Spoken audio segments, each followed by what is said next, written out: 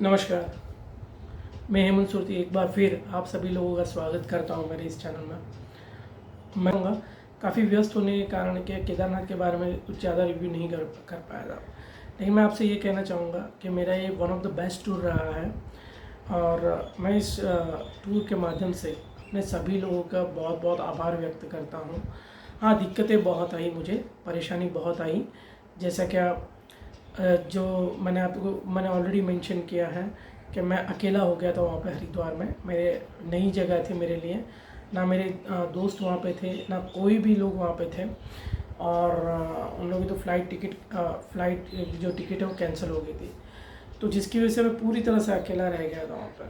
But Mahadev का नाम लिया उस वक्त और मैं कूच कर गया, आगे बढ़ गया और फिर मैं आपसे ये कहना चाहूँगा 17 तारीख को मैंने ट्रैक स्टार्ट की वहाँ पे।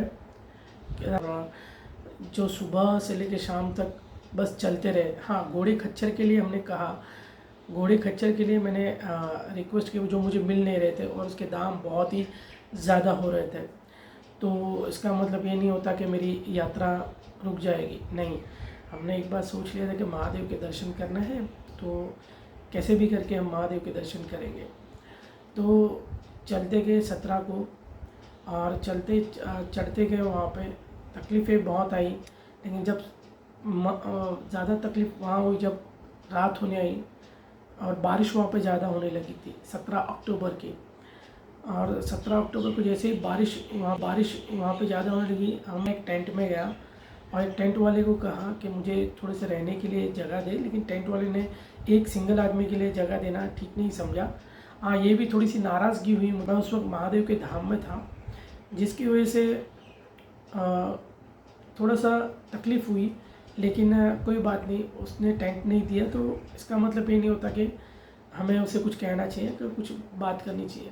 मैं आगे गया और जैसे मैं आगे बढ़ा तो कुछ लोगों को देखा बारिश में काफ़ी भीगे हुए थे वहाँ पे और मैं भी उनमें से एक था।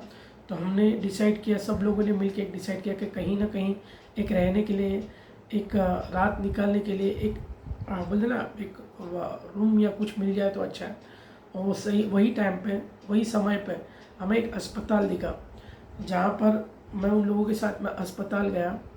उस अस्पताल में मैंने एक रात निकाली वहाँ पे, जहाँ पे मैंने देखा कि मैं अकेला ही नहीं, वहाँ पे कई लोग हैं, 50 से 100 लोग उस अस्पताल में थे और बारिश के रुकने का नाम ही नहीं ले रही थी। तो मैं इस यूट्यूब के माध्यम से उस अस्पताल का बहुत बहुत आभार व्यक्त करता हूँ।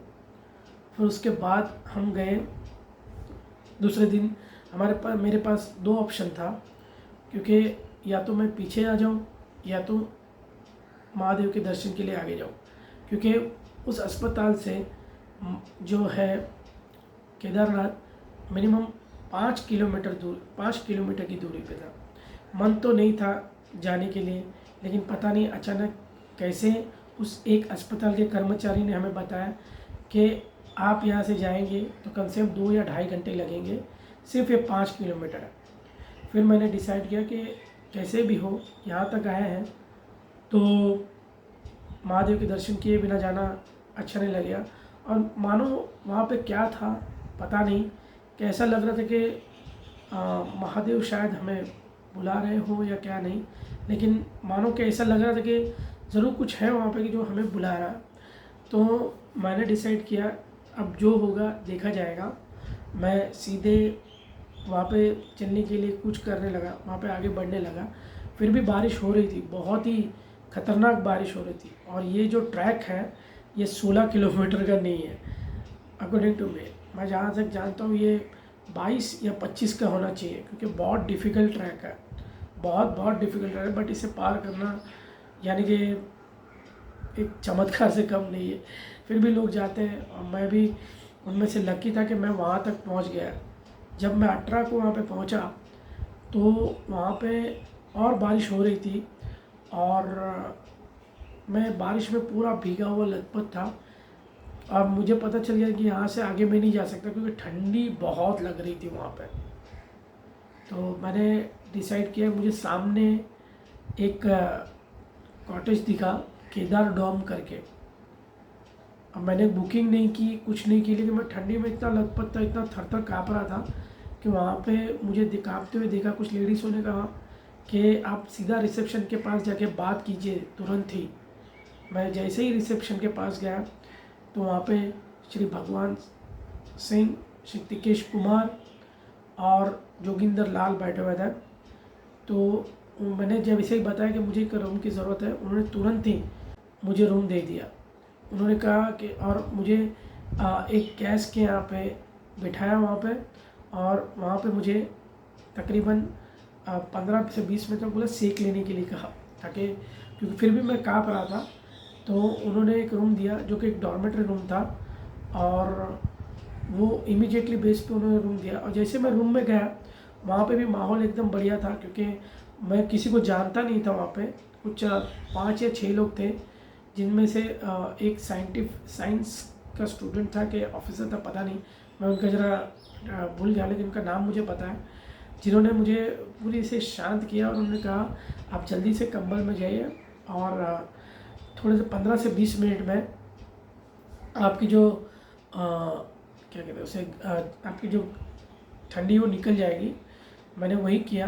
मैं तुरंत ही कंबल ओढ़ के सो गया, और कुछ देर के बाद जब उठा तो सब परफेक्ट हो चुका था, सब बराबर हो चुका। लेकिन बारिश बहुत हो रही थी वहाँ पे। बारिश 17 जैसे उठा तो बहुत ही अच्छा लगा, और बहुत ही अच्छा महसूस किया। हाँ, थोड़ा सा रात को थोड़ी सी बुखार हो गई, जिसकी वजह से वही साइंस कुलदीप पॉश जिन्होंने मुझे हेल्प की वहाँ पे, और जिन्होंने रात को मुझे पैरासिटामोल की मेडिसिन दी, जिसकी वजह से मैं थोड़ा सा सो पाया बराबर। तो थोड़ा बुखार जैसा हो गया था, जिसकी वजह से उन्होंने मुझे पैरासिटामोल ली और सो गया बराबर। तो इसकी वजह से इन वजह से मैं थोड़ा ठीक हो गया वहाँ पे। और मैं यकीन नहीं होता कि मैं 16 किलोमीटर जो ट्रैक है वो कहते हैं, वो कैसे पार कर गया। मुझे खुद को विश्वास नहीं, लेकिन मैंने पार किया उस ट्रैक को, और महादेव के साक्षात दर्शन कर पाया। तो मैं इस YouTube के माध्यम से इन सभी सहयोगियों का, जो GMVM के अधिकारी हैं, तिकेश कुमार, भगवंत सिंह, जोगिंदर लाल, इन लोगों का आभारी हूँ, आभार व्यक्त करता हूँ। और श्री कुलदीप पॉश का भी, जो जिनके पूरे सहयोग से मैं उस रूम में अपने आप को रख पाया, अपने आप को बचा पाया। तो मैं इस YouTube के माध्यम से आप सभी लोगों का बहुत बहुत आभारी हूँ, और बहुत आभार व्यक्त करता हूँ। और फिर से मन में इच्छा हुई तो ज़रूर अगली बार केदारनाथ धाम की सैर ज़रूर करेंगे। तब तक के लिए धन्यवाद। हर हर महादेव।